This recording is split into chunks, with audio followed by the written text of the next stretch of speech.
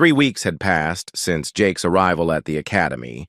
He had settled into a routine of classes, studying and eating meals alone while other students whispered about the human Deathworlder in their midst. This morning started like any other. Jake sat in Professor Ornith's classroom, listening to a lecture about nonviolent communication across species. The professor was explaining how different cultures express disagreement without causing offense. Jake found it interesting, even if he disagreed with some of the ideas. The key principle, Professor Ornith said, is that all intelligent beings share a common desire for peace. When conflicts arise, it is because of misunderstanding, not because some beings are naturally aggressive. Jake raised his hand. What? About species that attack others for resources? Or groups that enjoy causing pain? The professor paused. Several students turned to look at Jake with the same worried expressions he had grown used to. Such beings exist only in primitive societies, Professor Ornith replied. Advanced civilizations have moved beyond such behavior. But what if they haven't? Jake asked. What if someone who likes hurting others gets access to advanced technology? Before the professor could answer, a loud alarm began to sound throughout the building. Red lights flashed on the walls. Students looked around in confusion. Most had never heard this alarm before. Professor Ornith checked her communication device. Her blue skin turned pale. Students, please remain calm. This is not a drill. We are implementing emergency lockdown procedures. The transparent walls of the classroom began to change, becoming solid metal barriers. Emergency force fields activated across all openings. The room's lighting switched to emergency mode, casting everything in a dim blue glow. What's happening? Asked Ziltha, her silver eyes wide with fear. Professor Ornith was reading updates on her device. There has been a security breach. An unauthorized vessel has landed on Academy grounds. All students and faculty are to remain in secure locations. Until further notice. Keth raised his thin hand. What kind of unauthorized vessel? The professor hesitated. The reports say it appears to be a Nexari ship. The room became very quiet. Even Jake, who was still learning about different alien species, knew about the Nexari. They were raiders who attacked peaceful worlds. They took prisoners to sell as slaves in parts of the galaxy where such things were still legal. They were everything the civilized species had tried to leave behind. A Quartzian student named Vex began changing colors rapidly, shifting from blue to yellow to red. But Nexari don't attack Academy worlds, she said. The treaties forbid it.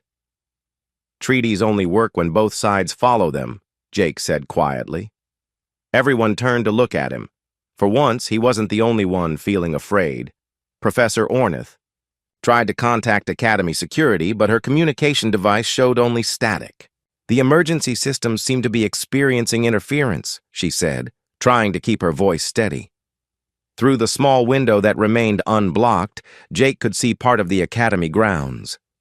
A large, dark ship sat in the middle of the peaceful gardens.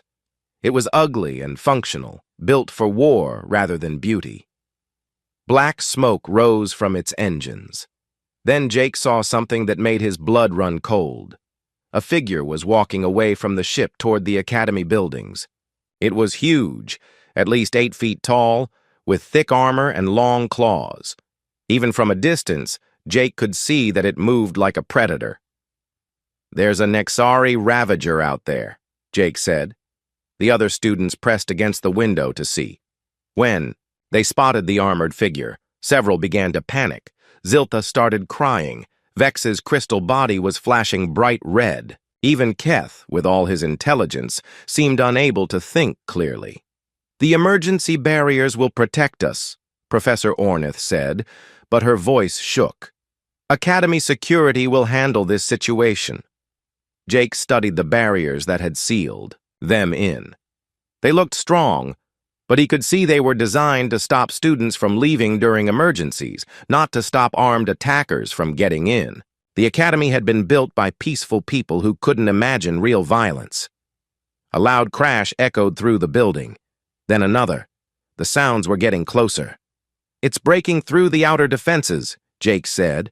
"That's impossible," Keth replied. "The security systems are the most advanced in the galaxy." Another crash. Much closer now.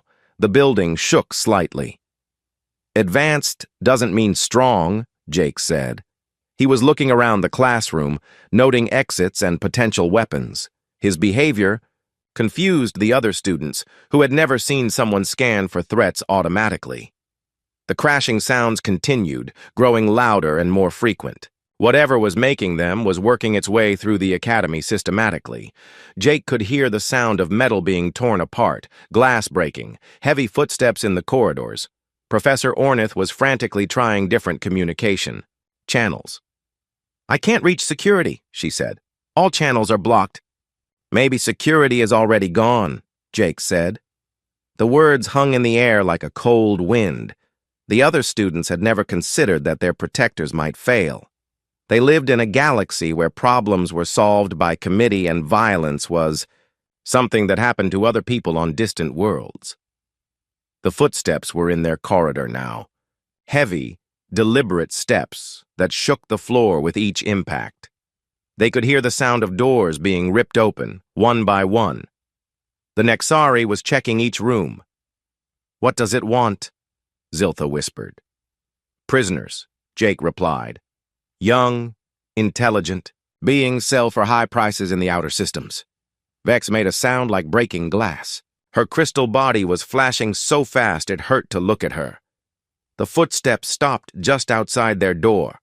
Everyone held their breath. Then came the sound they had all been dreading. Claws scraping against metal. The emergency barrier that was supposed to protect them was being tested. The scraping grew louder. The metal began to groan under the pressure. Small pieces of debris fell from the ceiling as the Nexari worked to break through. "How long will the barrier hold?" Jake asked. Professor Ornith checked her emergency manual with shaking hands. "These barriers are rated to withstand Category 5 emergencies." "What's Category 5? Jake asked.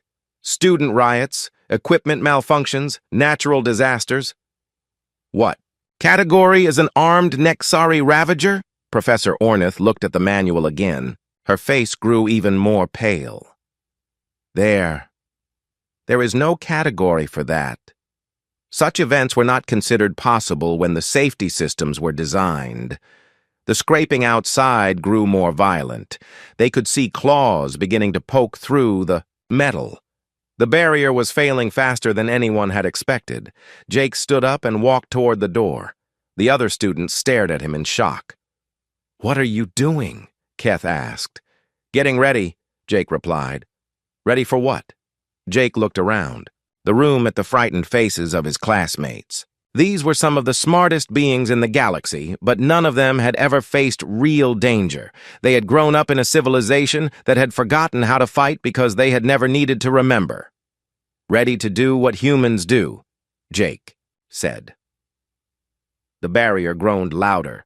More claws punched through. They could hear heavy breathing on the other side, and a low growling that seemed to come from something that enjoyed causing fear. For the first time since arriving at the academy, Jake felt useful. His classmates might be smarter than him in many ways, but he had something they didn't have. He had grown up on a world that had taught him how to survive when talking wasn't enough. The metal barrier began to buckle. Whatever was coming through, that door was about to meet something it had never faced before. A human who had nothing left to lose and everything to protect. The metal barrier gave one final groan before the claws tore through completely. A massive arm pushed through the opening, followed by a head covered in dark armor. The Nexari Ravager was even more terrifying up close than Jake had imagined. Its eyes glowed red behind a helmet designed to intimidate. Scars covered its visible skin. Its claws were as long as knives and looked sharp enough to cut through steel. When it saw the room full of students, it made a sound that might have been laughter. The students pressed against the far wall. Ziltha was sobbing quietly. Vex had turned completely transparent, trying to become invisible. Keth was frozen in place, his advanced brain unable to process the reality of immediate physical danger.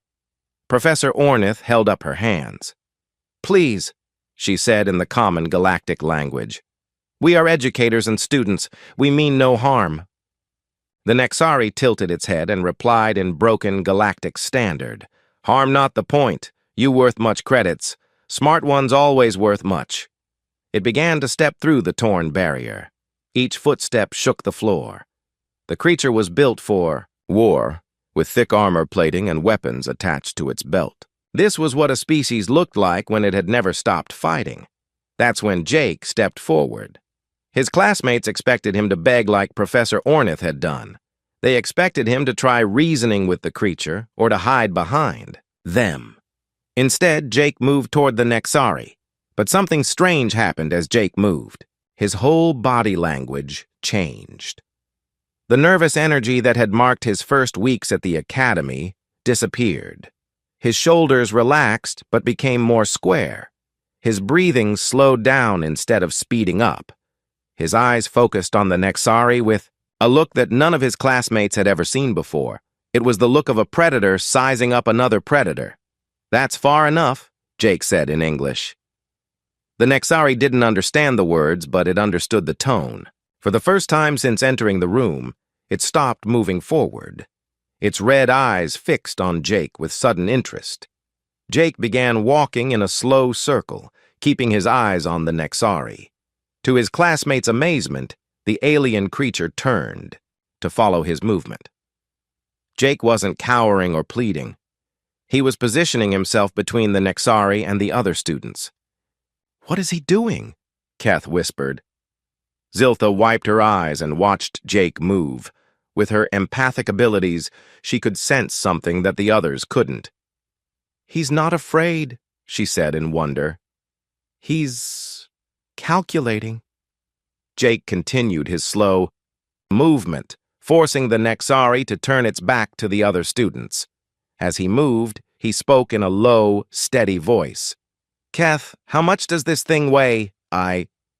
What? Keth was confused by the question. Its weight. Based on its size and build, how much does it weigh? Keth's brain automatically began the calculation. Approximately 400 pounds, assuming standard density for Nexari physiology. Good. Ziltha, what emotions is it feeling right now? Ziltha concentrated despite her fear. Confidence, amusement. It thinks we're helpless. But there's something else. Curiosity. It's curious about you. Excellent. Vex, this classroom has a gravity generator, right? For teaching about different world conditions? Vex's crystal body flickered back to visibility. Yes. But why do you... Where's the control panel? Behind the professor's desk, but you can't operate it without authorization codes. Jake smiled for the first time in weeks, and it wasn't a pleasant smile. Professor Ornith, I need those codes. Professor Ornith stared at him. Mr. Martinez, what are you planning? The Nexari was growing tired of being ignored. It took another step forward and spoke in its broken galactic standard. Enough talk. You come now. No make trouble. No get hurt too much. Jake held up one hand toward the creature and spoke without taking his eyes off it. Professor, the codes. Now. Jake, she whispered. You can't fight that thing. It's trained. For combat. It has weapons and armor. So did the first human who ever killed a cave bear, Jake replied. The codes, please. Something in his voice made Professor Ornith reach for her control panel. Her hands shook as she entered her authorization. The Nexari noticed the movement and snarled. It reached for a weapon on its belt, but Jake was already moving. He didn't run toward or away from the creature. Instead, he dove to one side, rolling. Behind a desk. Gravity to 1.5 Earth normal, Jake called out. Professor Ornith's training kicked in. She activated the gravity change without thinking. The effect was immediate. The Nexari stumbled as the increased gravity hit it. Its heavy armor, which had been intimidating, suddenly became a burden. 400 pounds became 600 pounds in an instant. Jake, who had grown up in Earth's heavy gravity, barely noticed the change. He popped up from behind the desk and grabbed a crystalline data storage unit from the professor's collection. With a motion that looked effortless, he hurled it at the Nexari's head. The crystal struck the creature's helmet with a sound like a gunshot. The Nexari staggered, more from surprise than damage, but it was enough. Jake was already moving again. His classmates watched in amazement as their quiet, awkward human classmate transformed into something they had never seen before. Every movement was purposeful. Every action was calculated. Jake wasn't just surviving. He was hunting. "Ziltha," Jake called out as he ducked another swipe from the Nexari's claws. "Is it getting angry or scared?" "Both," she replied, her voice filled with wonder. "It's confused. This isn't how prey is supposed to behave." Jake grabbed another object from a nearby desk and threw it with perfect accuracy at the Nexari's knee. Joint. The creature roared in pain and fury. It had expected easy victims, not a fight. "Keth," Jake said, rolling to avoid a blast from the Nexari's energy weapon. "What's the structural weakness of Nexari armor?" Keth's brain worked automatically. "The joints must flex, so they have less protection at the knees, elbows, and neck." "Perfect. Vex, can you create a bright light flash with your crystal body?" "Yes, but—" "On my signal." Jake was no longer the isolated exchange student who sat alone at meals. He was a human being doing what humans had always done, adapting, improvising, and refusing to give up when facing a stronger enemy. The Nexari lunged forward with its claws extended. Jake didn't try to block or dodge. Instead, he stepped into... The attack grabbed the creature's wrist and used its own momentum to send it crashing into the wall. The impact shook the entire room. The Nexari wasn't seriously hurt, but for the first time since entering the classroom, it looked uncertain. "Now, Vex!" Jake shouted. Vex's crystal body exploded into brilliant white light. The Nexari's enhanced vision, designed for low-light hunting, was overwhelmed. It stumbled blindly, trying to clear its sight. Jake didn't waste the opportunity.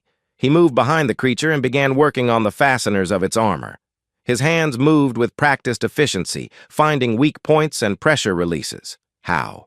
"Do you know how to do that?" Professor Ornith asked in amazement. "Earth has a lot of dangerous animals," Jake replied, still working. "You learn to think like they think. This thing is just a bigger, meaner animal with better tools." The Nexari's sight was clearing, but Jake had already removed half of its back armor plating. When the creature spun around to attack, it found Jake holding a piece of its own armor as a shield. For the first time, Jake's classmates understood what it meant to be from a death world. They saw that the traits that had made them uncomfortable, his alertness, his physical awareness, his willingness to consider violence as an option, were exactly what they needed now. Jake wasn't just fighting the Nexari. He was showing them that sometimes the galaxy needed beings who remembered how to be dangerous. The Nexari Ravager shook its head, clearing its vision completely. When it saw Jake holding a piece of its own armor, something changed in its red eyes. The amusement was gone. This was no longer a simple raid for easy prisoners. Jake could see the shift in the creature's posture. It was taking him seriously now, which made it much more dangerous. The Nexari pulled a long energy blade from its belt. The weapon hummed with deadly power, casting purple light across the classroom. "Students, move to the far corner," Jake said without taking his eyes off his opponent. "Stay behind the desks." His classmates scrambled to obey. For the first time since Jake had arrived at the academy, they were following his lead without question. The Nexari spoke in its harsh language, then switched to broken galactic standard. "You fight good for soft-world prey, but now you die like rest." Jake adjusted his grip on the armor piece he was using as a shield. "Maybe, but you're going to earn it." The Nexari charged forward with surprising speed, despite the increased gravity. Its energy blade swept in a wide arc that would have cut Jake in half. but Jake had been watching the creature's movements since it entered the room. He had seen how it favored its right side and how it telegraphed its attacks. Jake dropped to the floor and rolled left as the blade passed overhead. As he moved, he swept his leg at the Nexari's ankles. The heavy creature, already fighting the increased gravity, stumbled and crashed into a desk. Before the Nexari could recover, Jake was on his feet and moving again. He grabbed a metal stylus from the broken desk and threw it with perfect aim at the creature's exposed elbow joint. The Nexari roared in pain as the stylus found its mark. "How is he doing this?" Keth whispered to Ziltha. Ziltha was concentrating on Jake's emotions. "He's not fighting angry," she said in wonder. "He's completely calm. Like this is just another problem to solve." Jake continued moving around the classroom, using desks and chairs as cover. The Nexari's energy blade cut through furniture easily. But Jake was never where the creature expected him to be. He was fighting smart instead of fighting strong. The Nexari grew frustrated and began attacking more wildly. Its energy blade carved deep grooves in the walls and floor. Sparks flew from damaged equipment. But Jake remained untouched, always one step ahead. "Professor," Jake called out while dodging another swing, "can you reverse the gravity field?" Professor Ornith's hands flew over her controls. "I can create a zero-gravity zone in the center of the room." "Do it on my signal." Jake began backing toward the center of the classroom, drawing the Nexari with him. The creature followed eagerly, thinking it had cornered its prey. Its energy blade hummed as it prepared for a killing blow. "Now!" Jake shouted. The gravity field reversed instantly. Both Jake and the Nexari began floating in the air, but Jake had been ready for it. He pushed off from a floating desk and launched himself at the surprised Nexari. On Earth, Jake had grown up swimming and diving. Moving in 3 dimensions without gravity felt natural to him. But the Nexari, despite being a spacefaring species, was used to fighting on solid ground. It flailed helplessly as Jake grabbed onto its armor. Using the creature's own bulk against it, Jake spun them both toward the wall. At the last second, he pushed off from the Nexari's back, sending the creature crashing into the solid barrier while he floated safely away. The impact knocked the energy blade from the Nexari's grip. The weapon spun away into the zero-gravity field, useless without someone to wield it. "Gravity back to normal," Jake ordered. They both fell to the floor, but Jake landed in a controlled roll while the Nexari crashed hard onto its injured arm. The creature was hurt, but still dangerous. It pulled another weapon from its belt, a projectile launcher that fired explosive rounds. Jake saw the weapon, and his tactical mind immediately understood the problem. In the closed space of the classroom, even one explosive round could kill everyone, including the Nexari itself. But creatures like this one often didn't care about collateral damage. "Everyone get down!" Jake yelled. The Nexari aimed the launcher, but Jake was already moving. He grabbed the heaviest piece of furniture he could find, a solid metal filing cabinet, and threw it with all his strength. His aim was perfect. The cabinet struck the Nexari's weapon hand just as it fired. The explosive round went wide, blasting a hole in the ceiling instead of hitting the students. Debris rained down, but no one was seriously hurt. The impact had broken several of the Nexari's fingers. It dropped the launcher and howled in pain and rage, but it wasn't finished yet. It still had its natural weapons, claws, teeth, and raw strength. Jake and the Nexari faced each other across the ruined classroom. Both were injured and tired. The alien had size and strength on its side. Jake had speed and intelligence on his. It came down to who wanted to win more. The Nexari charged one final time, claws extended, seeking to end the fight with brute force. But Jake had been planning for this moment. As the creature rushed toward him, he activated the classroom's emergency containment system. Force fields designed to contain dangerous experiments snapped into place around the Nexari. The creature slammed into the energy barrier and bounced. back, stunned. "How did you know about that system?" Professor Ornith asked. "I read the safety manual on my first day," Jake replied. "I always like to know what emergency options are available." The Nexari threw itself against the force field again and again, but the barrier held. The creature was trapped in a cage of its own making, defeated not by superior strength, but by superior planning. Jake walked over to the containment controls and adjusted the settings. "This field will hold until security arrives," he said. "The creature will be unconscious in a few minutes as the oxygen level drops to safe containment levels." As the Nexari's struggles grew weaker, Jake's classmates slowly emerged from their hiding places. They looked at him with new eyes, seeing someone they had never imagined existed beneath the surface of the quiet exchange student. Ziltha approached him carefully.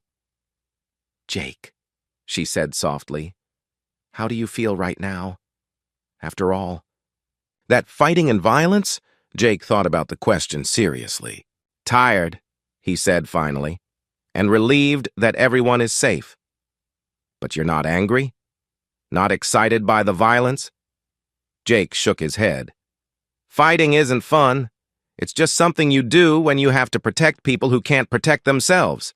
The Nexari finally collapsed inside the containment field, unconscious but alive. Jake had defeated a trained warrior without killing it, showing mercy even to something that had offered none to them. As sirens finally began to sound in the distance, Jake sat down heavily in one of the few undamaged chairs. The adrenaline was leaving his system, and his hands began to shake slightly. "Security is coming," Professor Ornith announced, checking her now working communication device. Jake nodded but didn't speak. He was thinking about what his classmates must think of him now. They had seen him fight. They had seen him be dangerous. Would they be even more afraid of him than before? He looked around the room at the faces of beings he had saved. What he saw there wasn't fear.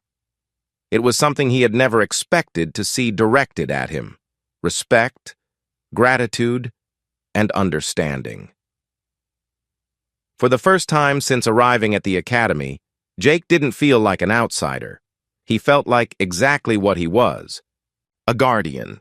Academy security forces arrived 15 minutes later, armed with weapons they rarely used, and wearing armor that still smelled new. They found the Nexari Ravager unconscious in a containment field, and 30 students gathered around a human, who looked like he had just finished a difficult homework assignment. Captain Vorth, the Zephyrian security chief, stared at the scene in disbelief. "How is this possible? Nexari raiders are trained from birth to fight. Our tactical computer said it would take a full security team to subdue one." "Jake did it by himself," Ziltha said, her silver eyes bright with admiration. "He protected all of us." Captain Vorth looked at Jake, who was sitting quietly while Professor Ornith checked him for injuries. "You defeated a Nexari Ravager in single combat?" "I didn't defeat it," Jake replied. "I just convinced it to defeat itself." The security team spent hours collecting evidence and taking statements. The Nexari's ship was searched and found to contain stolen goods from 3 different worlds. This wasn't a random attack. It was part of a larger criminal operation.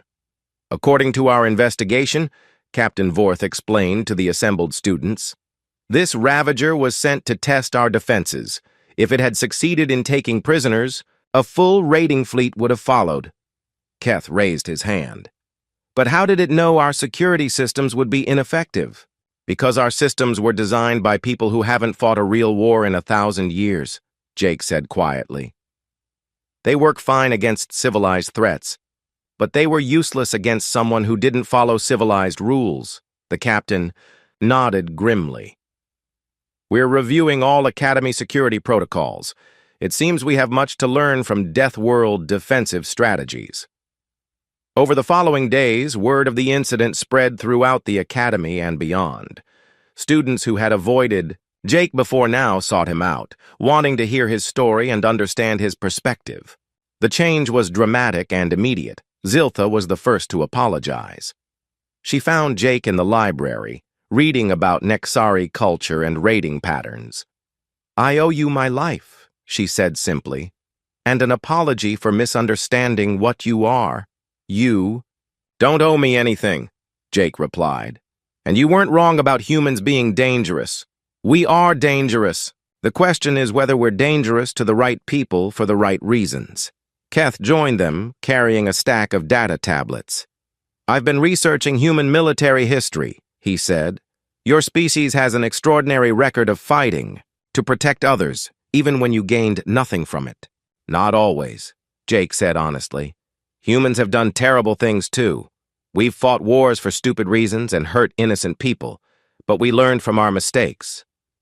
"That's what makes you valuable," Keth replied. "You know both sides of violence. You understand both its power and its cost." Professor Ornith asked Jake to stay after class the next day. Her classroom had been repaired, but scorch marks on the walls reminded everyone of what had happened. "I need to revise my curriculum," she said. "After what happened, I realized that teaching about peaceful conflict resolution isn't enough. We need to understand what to do when peaceful methods fail." "You want me to teach about violence?" Jake asked, surprised. "I want you to teach about protection," she corrected. "There's a difference between aggression and defense, between fighting for conquest and fighting for survival. Our students need to learn that difference." Jake thought about this. "I'm not a soldier or a warrior. I'm just someone who grew up on a dangerous world." "Exactly." Professor Ornith smiled. "You understand that violence should be the last option, but you also understand that sometimes the last option is the only option that works." Within a week, Jake found himself co-teaching a new course called Defensive Strategies for Peaceful Civilizations. His students learned about threat assessment, emergency planning, and the psychology of predators. More importantly, they learned that being prepared for violence didn't make you violent. Vex approached him after one of these classes. Her crystal body was a calm blue color.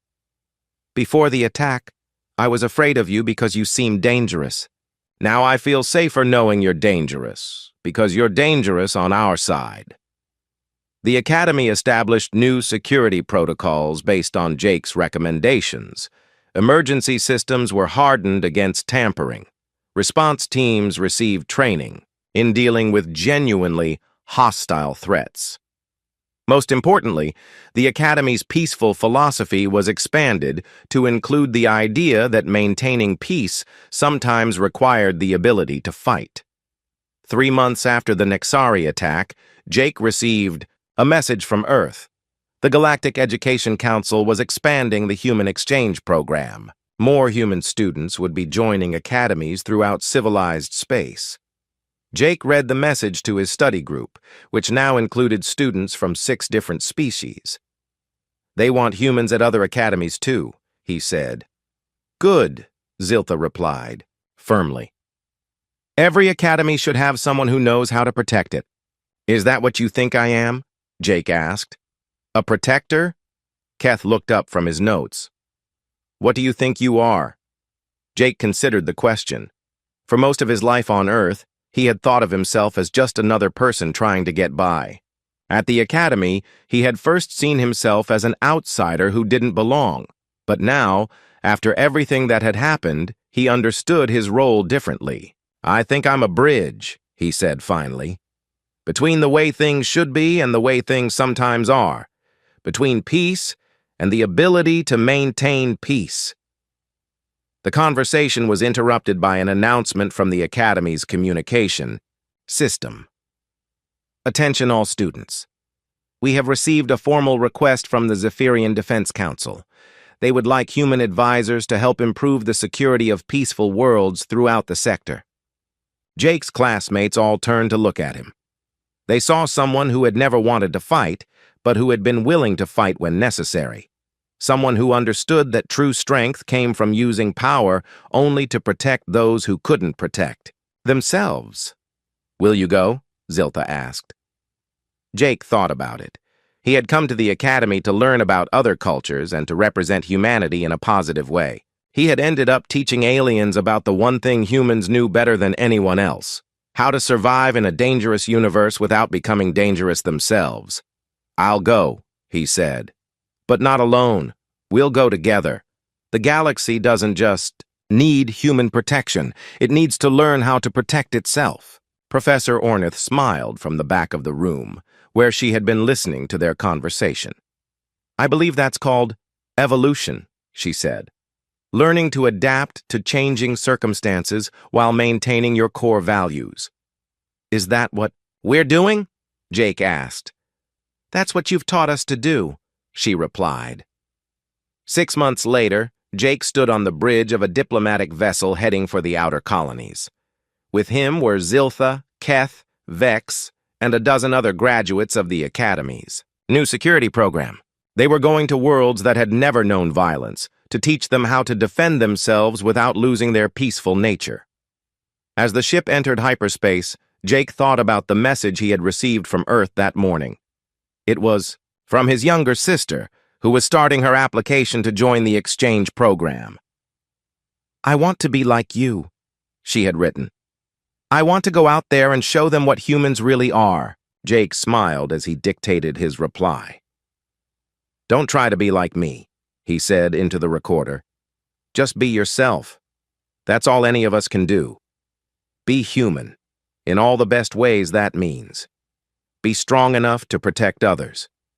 Wise enough to know when protection is needed, and humble enough to know that strength without wisdom is just another form of weakness." He paused, looking out at the stars. "The galaxy doesn't need humans to stop being dangerous. It needs us to be dangerous in the right way, for the right reasons, at the right time. It needs us to be guardians." As the ship traveled through hyperspace, toward distant worlds that had never known fear, Jake Martinez, former exchange student and current bridge builder between species, settled in for the long journey ahead. He had learned that being human in a galaxy of peaceful aliens didn't mean becoming less human. It meant becoming the best kind of human, the kind that used strength to serve peace instead of using peace as an excuse for weakness. Behind him, in the ship's common area, his alien friends were studying human tactical manuals and learning to think like protectors. They were discovering that the galaxy was bigger and more dangerous than they had imagined, but also that it was full of beings willing to stand between the innocent and those who would harm them. The human Deathworlder had left everyone speechless, not because of his capacity for violence, but because of his wisdom in when and how to use it. And in teaching others that wisdom, he had given the peaceful species of the galaxy something they had never had before: the ability to remain peaceful by choice rather than by helplessness.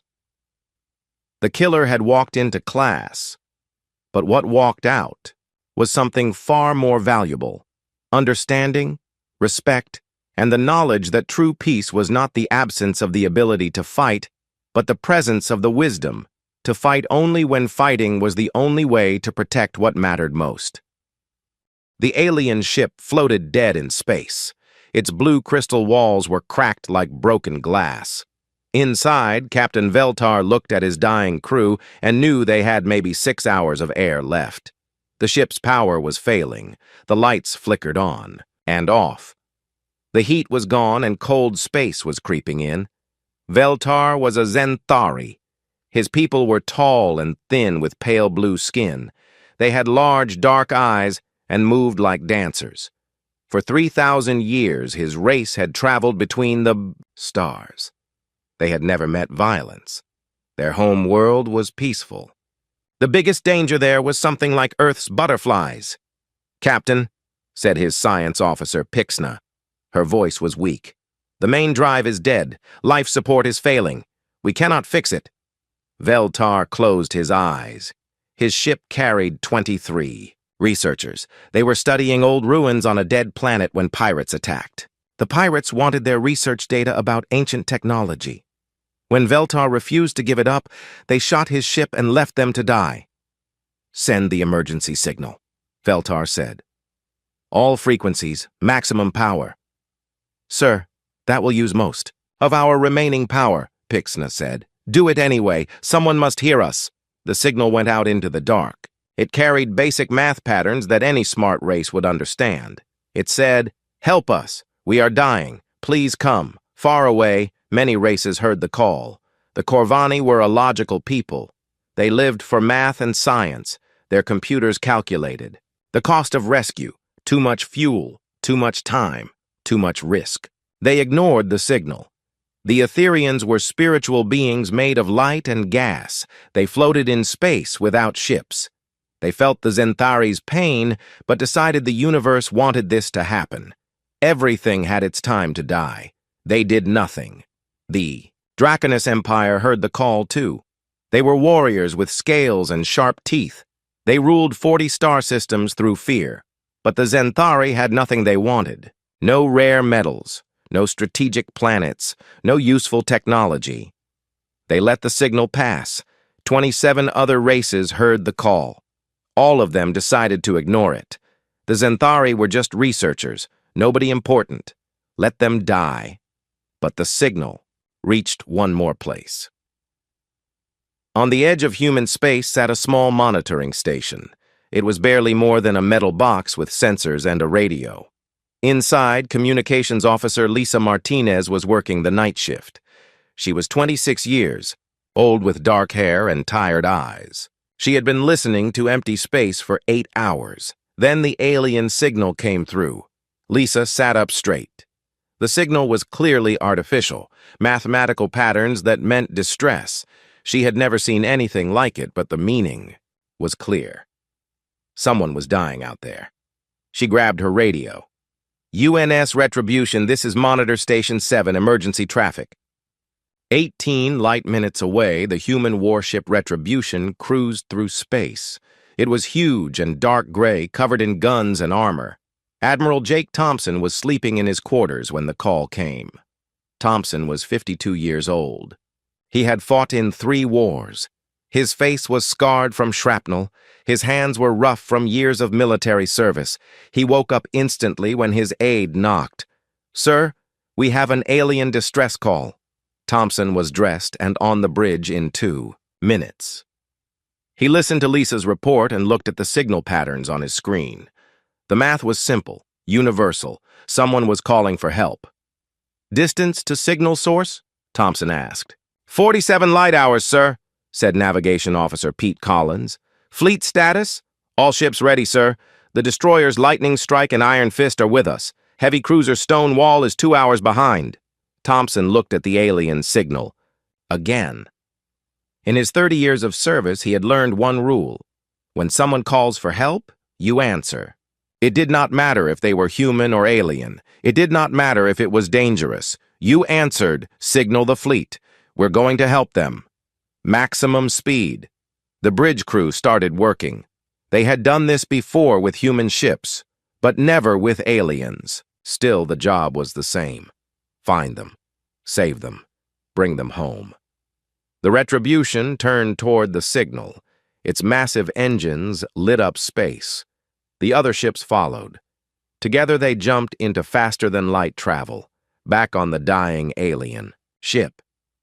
Veltar felt the life support getting weaker. The air was thin now. His crew was falling asleep from lack of oxygen. Soon they would all be dead. He did not know that his signal had reached the most dangerous species in the galaxy. Humans came from a world so harsh that other races called it a death planet. Earth had ice ages and volcanoes and storms that could kill continents. It had predators that hunted in packs. It had diseases that turned the planet into a graveyard. Humans had survived all of it. They had become the galaxy's apex predators. Other races feared them. They called humans Deathworlders and stayed away from their space. But humans had one weakness that other races did not understand. When they heard someone calling for help, they could not ignore it. Their violent nature made them perfect protectors. Their harsh world had taught them that life was precious.